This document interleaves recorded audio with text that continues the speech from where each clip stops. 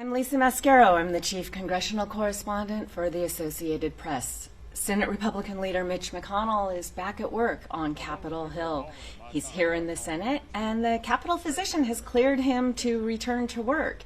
The physician said that the Senate Republican leader's health episodes show no evidence of a stroke or of a disorder, a seizure disorder. And although the physician did point back to that fall that the Republican leader had earlier this year, Senate Republican leader McConnell fell at an evening dinner here in Washington, a political event. He hit his head and suffered a concussion at that time.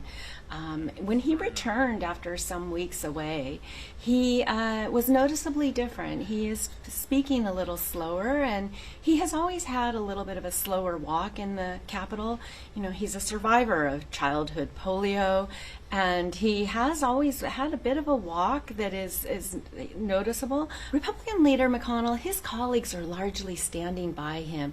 He has a groundswell of support from within his ranks, and even his rivals, some of those Republican senators who have thought about trying to challenge him, are holding back right now. We're not hearing a lot of effort to change the leadership here in the Senate. Congress faces a robust agenda this fall, and Senate Republican leader McConnell is seen as an important player in these talks as they work to fund the government and potentially provide some extra funds to prosecute the war in Ukraine and also replenish the disaster fund after a number of disasters across the United States with floods and fires and even the fentanyl crisis.